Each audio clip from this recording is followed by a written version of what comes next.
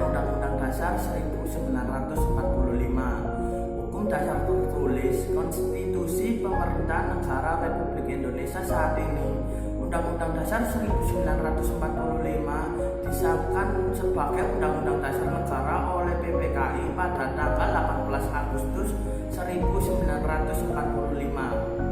Naskah awal amandemen UUD 1945 yang ditetapkan MPR RI yang terdiri dari 1. Pembukaan Undang-Undang Dasar 1945, 2. Batang tubuh UUD 1945 yang terdiri dari 16 bab, 37 pasal, 4 pasal peraturan peralihan dan 2 ayat aturan tambahan, dan berisi 2 bagian pokok yaitu A. Sistem pemerintahan negara, B. Hubungan negara dengan warga negara dan penduduk Indonesia, 3. Penjelasan Undang-Undang Dasar 1945. Kedudukan Undang-Undang Dasar 1945. Hukum dasar tertulis sebagai norma hukum. 1. Undang-Undang Dasar 1945 bersifat meningkat. 2. Berisi norma-norma sebagai hukum dasar, yaitu 1. Undang-Undang Dasar 1945 merupakan sumber hukum. 2. Sebagai alat kontrol. Tidak tertulis, konversi menurut aturan-aturan dasar yang timbul dan terpelihara dalam praktek penyelenggaraan negara meskipun sifatnya tidak tertulis. Sifat UUD 1945 terbagi 2, yaitu yang pertama bersifat singkat. UUD 1945 hanya memuat sebanyak 37 pasal. UUD 1945 memuat aturan-aturan pokok saja. Yang kedua bersifat elastis atau fleksibel, dapat berkembang sesuai dengan perkembangan zaman. Aturan yang menyelenggarakan aturan pokok diserahkan kepada undang-undang yang lebih mudah cara membuat, merubah, dan mencabutnya. Fungsi UUD 1945 mengatur bagaimana kekuasaan negara disusun, dibagi, dan dilaksanakan, menentukan dengan jelas apa yang menjadi hak dan kewajiban negara, aparat negara, dan warga negara. Pokok-pokok pembukaan UUD 1945. Yang pertama, negara melindungi segenap bangsa dan tumpah darah Indonesia berdasarkan persatuan, terdapat pada sila ketiga Pancasila. Yang kedua, negara mewujudkan keadilan sosial, terdapat pada sila kelima Pancasila. Yang ketiga, negara yang berkedaulatan rakyat, terdapat pada sila keempat Pancasila. Yang keempat, ketuhanan yang Maha Esa dan kemanusiaan yang adil dan beradab, terdapat pada sila pertama dan kedua Pancasila. Pengertian sistem politik.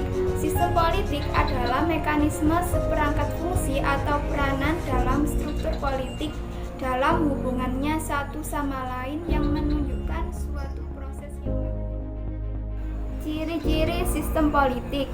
Yang pertama, ciri identifikasi, berupa adanya garis batas yang memisahkan sistem politik dari sistem sosial lainnya. Tindakan politik dan batas-batas sistem, yakni semua tindakan politik yang berhubungan dengan pembuatan keputusan yang mengikat masyarakat. Yang kedua, input dan output. Input terdiri dari tuntunan politik dan dukungan politik. Output terdiri dari ekstraksi, regulasi, distribusi, dan simbolik. Diferensial dalam sebuah sistem, yakni pembagian kerja dalam bentuk struktur untuk berlangsungan kegiatan-kegiatan. Yang terakhir, integrasi dalam sebuah sistem, kemampuan mengikat seluruh anggota masyarakat agar dapat membuat keputusan otoritatif. Sistem politik Indonesia sebelum amandemen 1945. Indonesia adalah negara kesatuan berbentuk republik. Hal itu berarti bahwa kedaulatan berada di tangan rakyat dan sepenuhnya dijalankan oleh MPR atau Majelis Permusyawaratan Rakyat. Indonesia menganut sistem presidensial, artinya presiden berkedudukan sebagai kepala negara serta kepala pemerintahan.